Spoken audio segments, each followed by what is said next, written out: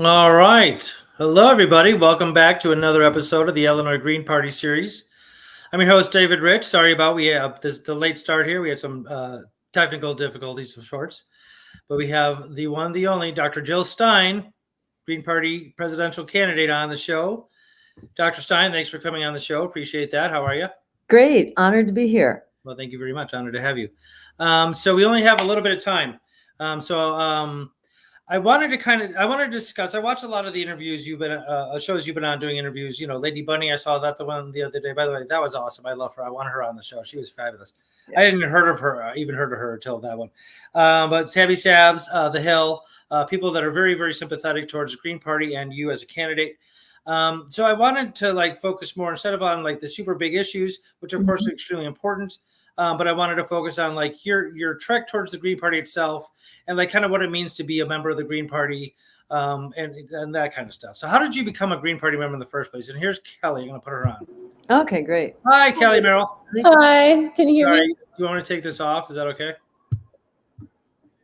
Is that better? Yeah. Okay. Yeah. That's good. All right. Yeah. All right. Yeah, we're just starting the questioning. We only have a few minutes here. Jill, go ahead. How'd you become a Green Party member? So I was always an activist. I was standing out in front of my public library in high school back in the 1960s, protesting the war in Vietnam because it just didn't make any sense to me. And that's where it started. I was in college during the women's movement and the environmental movement, and was very engaged in that and the continuing anti-war movement. So I was always an activist in an activist generation, and became a medical doctor to basically be of service at the community level, and discovered that if you're wanting to improve our health, you can't just do that in the doctor's office. That what happens in our communities is really what decides that it's the poverty, violence, the housing, you name it, food deserts, pollution, war. Yeah. So I got involved at that level to address the determinants of health and disease, and found that our government is the biggest deterrent of all to improving our health. And so I basically moved from clinical medicine to political medicine to address the mother of all illnesses, our sick political system. Around that time, I got tricked into running for office. Well, actually, I was an advocate for decades. And then at the tender young age of 50, I got tricked into running for office by the Green Party, who said, why don't you just do the same thing you're doing, but just talk to a broader audience? And I thought, hey, that sounds logical and simple. And of course, it wasn't logical or simple. But, entering into politics out of desperation, I really discovered, I came out of that first race with incredible inspiration to see that, oh my God, we can actually do this differently from Democrats and Republicans, and tell the truth and have really honest conversations with people, and, build community and build a politics that reflects community. And it was being a part of Nader's campaign. Before I got active, I was involved in Ralph Nader's campaign in 2000, and kind of was blown away by seeing what a politics of by and for the people looked like. So that's how come I got to be here working with the Green Party. That's great. And this election cycle, you were responding to the vacancy left by Cornel West, correct? Right. Okay. Well, thank you for doing and stepping up and doing that. Seriously, I thank you, because that's kind of not the best way to run for a political office like that. I mean, but thank you for doing it. It's very, very honorable of you to step up and do that. Take what, help us out with that way. Glad to do it, and as our campaign launched after October 7th. And as it became clear that there was, a horrific genocidal war unfolding, I was just in shock that we were not we didn't have a candidate. And it was clear that while Cornel West had our agenda, he would not get on the ballot, because you can't do it first time out of the starting gate. And he walked away from millions and millions of dollars worth of ballot lines that the Green Party has cultivated over the years and watchdogged over the years. And so the thought that there would be no resistance to 3 genocidal candidates, at the time it was 2, and RFK was kind of in the wings. But increasingly, it became clear we would have 3 pro-war, pro-genocide candidates on the ballot, anti-worker and anti-climate, to actually look at their policies, not their rhetoric, but what they do. They're all anti-worker and anti-climate, as well as pro-war and pro-genocide. And the thought of us as Greens not having a candidate was just unthinkable, because then there would be no anti-genocide candidate on the ballot across the country. Ajamu Baraka and I duked it out for about 2 weeks because I really wanted him to run and he wanted me to run. We only had 3 weeks when Cornel stepped away from the Green Party for reasons I can completely understand. It's hard to build a relationship with a party when you're really under fire. I think this is a no-fault divorce here, and not even a divorce necessarily, but I think he wanted to be his strength, his strength as a solo voice. He's not part of an organization like the Green Party, which takes some work to get to know it and work with it. And so that kind of went the way it did for totally understandable reasons.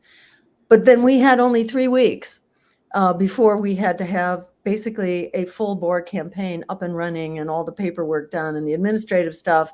So it had to get decided really soon, or we were going to miss the ballot deadline for California, which you can't buy. I mean, probably $5 million to get on the ballot in California is just unbelievable. So a decision had to be made quickly, and that's why we couldn't bring in new candidates. That's why it had to fall to people who've done this before. And it was basically either Ajamu or I that were really getting arm twisted to step up. And we duked that out and he won the argument, so I stepped up. Okay. You do it. No, you do it. No, you do it. All right. That's funny.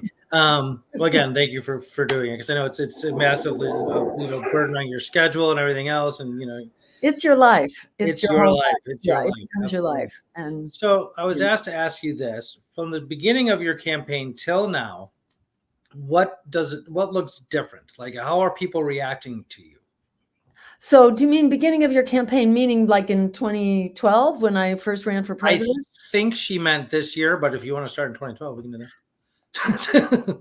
Well, I'd say what's happened from the start till now is even bigger if you look at 2012. And what's really different, and Kelly can underscore this as well, and when I have to leave, Kelly can take it from there, because she's been front and center in this whole thing as well.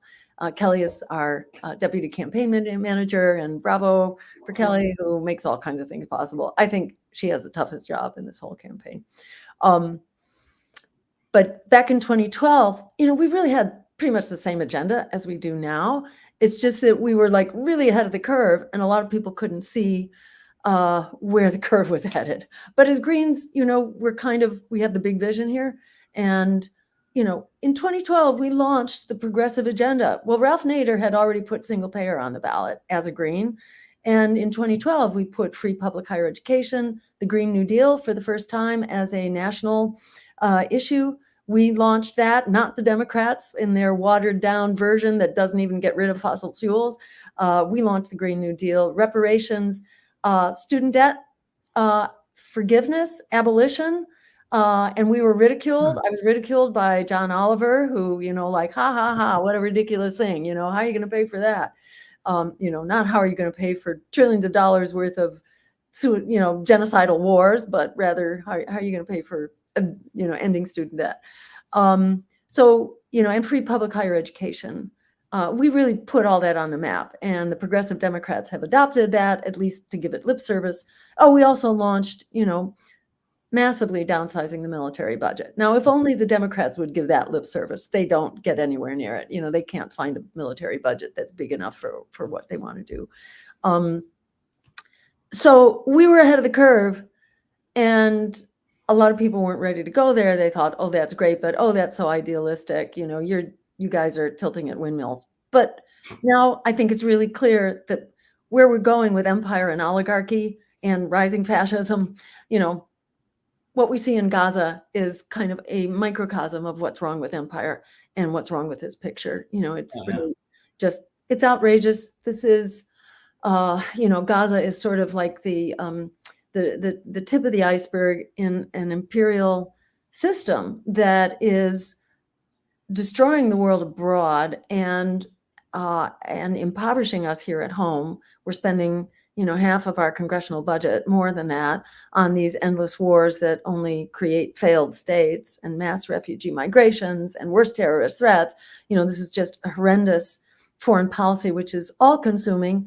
It's also eroding our democracy, not even eroding it. It's just assaulting our democracy here at home. And we have cop cities springing up all over the place. We have cops trained by the Israeli occupation forces who've trained our police forces now in how to abuse and commit incredible violence against innocent civilians. And I'm sure you've seen the pictures, if you haven't been at the demos, to see how they just randomly pull people out of a crowd and beat them completely unprovoked. And then you have this 1033 program that distributes military equipment down at the level of local police forces. Not to mention that they're criminalizing free speech, criminalizing objecting to a war, calling that anti-Semitism when, that's just like nuts. Attempting to criminalize us, criminalizing our rights to protest, locking up whistleblowers like Julian Assange. We have an incredibly compromised mainstream press, and there they are renewing the FISA Act and basically re-enabling spying on a massive level against U.S. citizens and, environmental movements and, resistance to genocide and all that. So democracy is going down in flames right now, along with just about everything else. So it's a really good time to be fighting back. And that is the good news. I guess that's the other thing that's changed now, is that people agree not only with our agenda, but they really agree with our strategy. And there aren't a lot of people now talking about, oh, you got to vote for the lesser evil, because no one can figure out who the lesser evil is when the supposed lesser evil is leading the charge on genocide and on the assault on free speech, throwing opposition candidates off the ballot, which is like a cardinal sign of authoritarianism. Now also shutting down the border and excluding the refugees that we have created basically with our policies. When people ask us, what are you going to do about the immigration crisis? What we say is, well, let's stop causing it in the first place. That's the first thing we've got to do through the drug wars, the climate crisis, which is, displacing hundreds of thousands of people right now before our very eyes. The endless wars, the regime change, all that, look at where the refugees are coming from. They're coming from places where we have basically created chaos, as well as, not to mention, sanctions, illegal sanctions, which are destroying economies from Cuba to Venezuela, and beyond. So we can stop the migration crisis in its tracks at the same time that we can start treating those refugees who come here with respect and dignity, and processing them quickly so that you have adequate, civil society agents and lawyers at the border and so on, so that criminals can be weeded out and people can be brought in, given their papers so they can go to work. Then they are a huge asset to our communities and to our economy. So communities will be fighting for the immigrants, as opposed to saying, stay away because we can't afford to pay for your housing and your services. Actually, all that gets paid for by the migrants themselves once they have papers and they can go to work. Oh, okay. All right. Well, great. Thank you. Very interesting. Yeah. A lot of thoughts I had while you were going through all that. Real quick, I just want to say, concerning the cops, pulling out a crowd and just beating on you.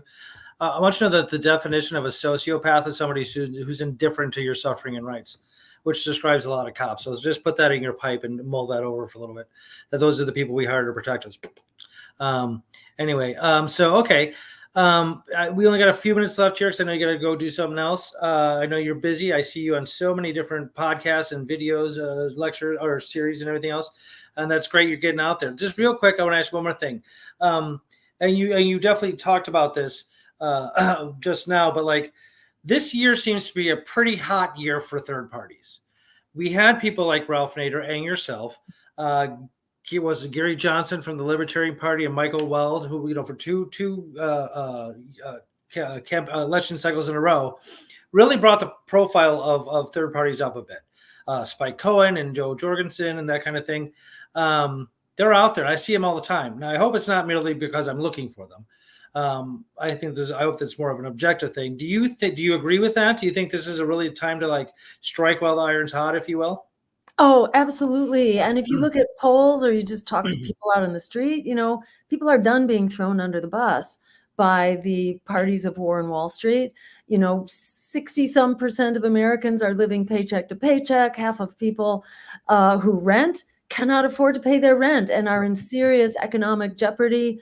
Now, when this is fixable, we could have a federal standard for rent control instead of prohibiting it, which is mostly what's happening, in states all over the country through preemption and so on. Communities are forbidden from, controlling their rent. We could be building social housing right now, like many European countries do, affordably, and it can be housing which is environmentally sound and which is not sprawl, which is condensed but has green space so that people have, what they need to have a livable life.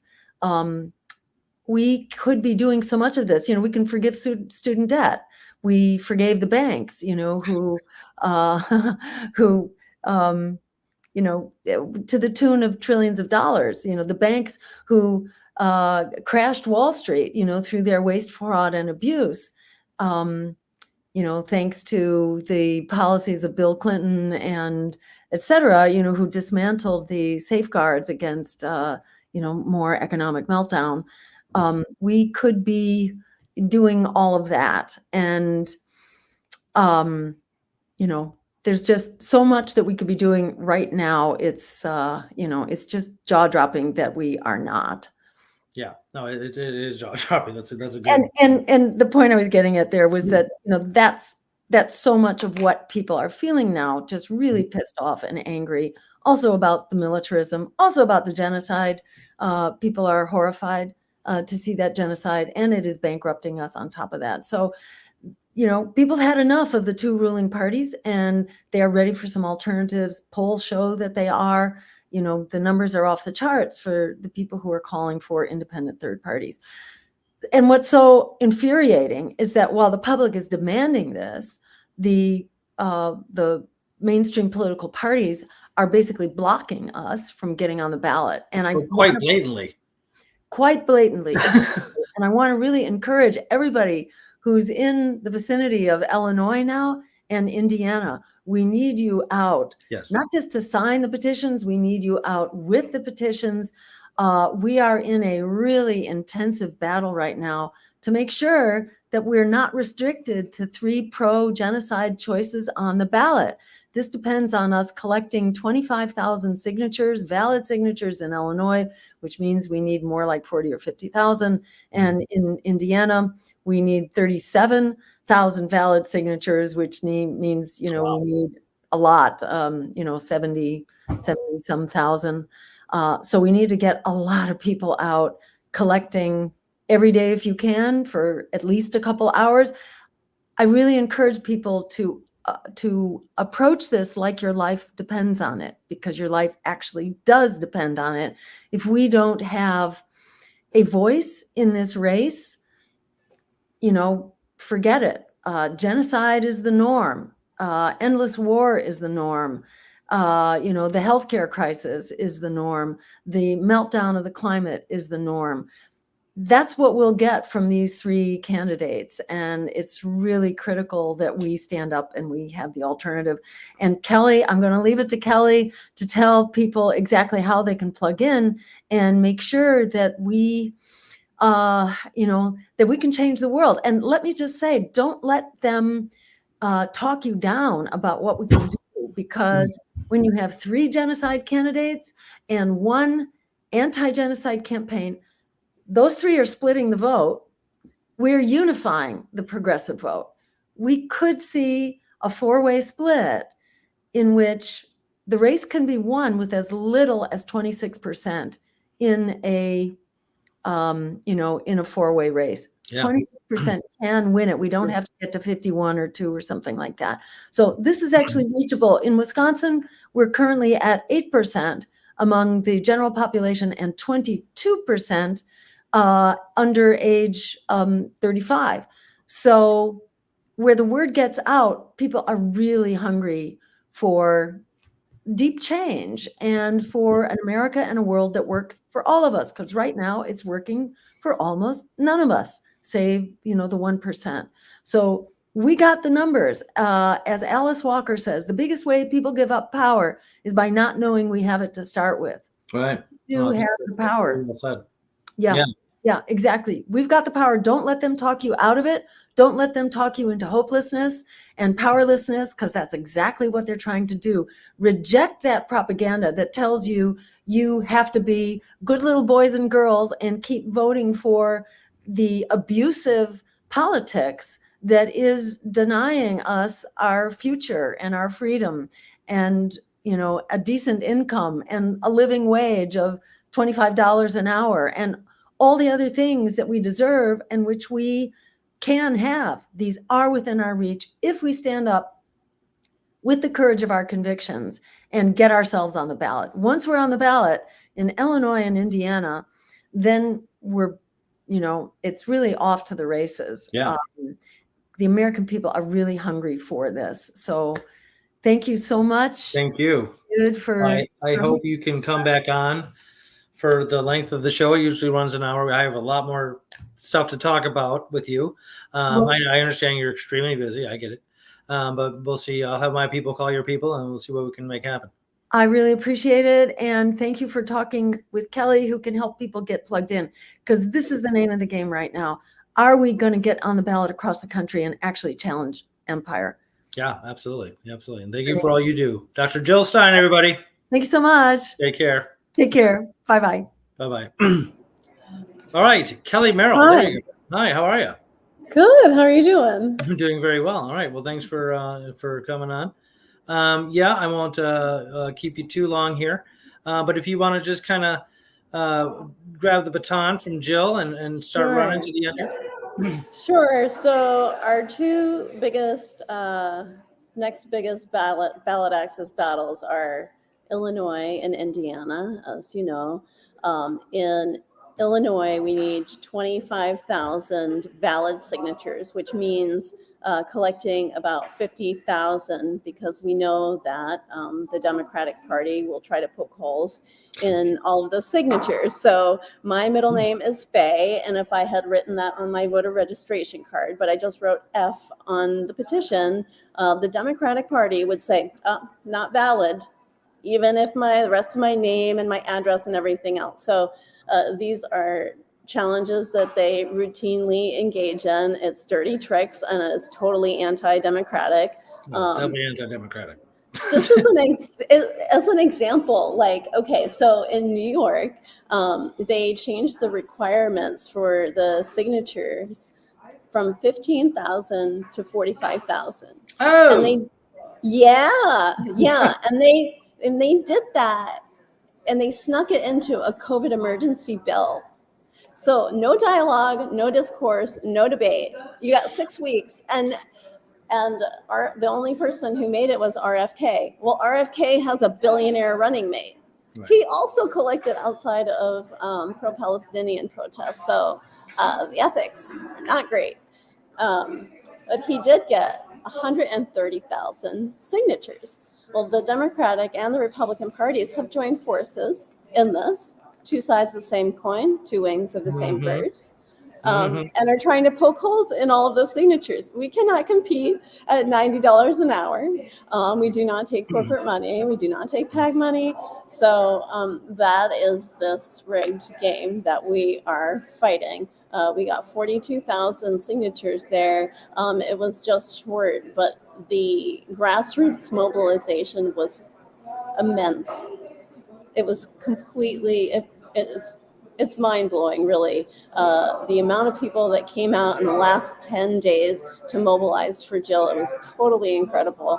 The Muslim and Arabic communities in particular have been just amazing, and they have the moral clarity and the vision to act with the courage of their convictions, especially in this moment when we are fighting to get an anti-genocide candidate on the ballot, because we need to take this empire down. All right, so back to Illinois.